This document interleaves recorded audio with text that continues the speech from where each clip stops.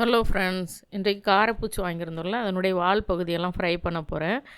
காரல் மீனுக்கெல்லாம் மசாலா கம்மியாக போட்டுக்கோங்க. 1/2 டீஸ்பூன் மல்லித்தூள், 2 டீஸ்பூன் அளவுக்கு தனி மிளகாய் தூள், ஒரு 1/2 டீஸ்பூன் மஞ்சள் தூள், கொஞ்சம் மிளகுத்தூள், கொஞ்சம் உப்பு, இதெல்லாம் தண்ணி சேர்த்து கொஞ்சம் கட்டியாகவே கலந்துக்கலாம். அதுக்கப்புறம் அந்த கீரல்கள் எல்லாம் நல்லா அப்ளை பண்ணிவிட்டு அதுக்கப்புறம் மேலாட்டம் அப்ளை பண்ணி ஒரு 10 நிமிஷம் ஊற வச்சுருங்க. இது பார்க்குறதுக்கு தான் அந்த மீன் கொஞ்சம் தின்னாக இருக்கிற மாதிரி இருக்குது. நல்ல சதைப்பற்று உள்ள மீன் தான். அதனால் நீங்கள் கண்டிப்பாக ஒரு வாவல் மீன், சின்ன வாவல் மீனுக்கு ஈக்குவலான சதைப்பற்றுள்ள மீன் தான். அதனால் கண்டிப்பாக அந்த காரப்பூச்சி வாங்கி ட்ரை பண்ணுங்கள். குழம்பு வச்சு சாப்பிட்டிங்கன்னா சத்துக்கள் அப்படியே கிடைக்கும். இந்த மாதிரி ஷாலோ ஃப்ரைலாம் பண்ணும்போது கொஞ்சம் சத்துக்கள் பாதி தான் கிடைக்கும். ஆனால் ருசிக்காக நம்ம வாங்கின மீனில் ஒரு 2 மீன் வந்து பொரித்து சாப்பிட்றதுல ஒன்றும் தப்பு இல்லை.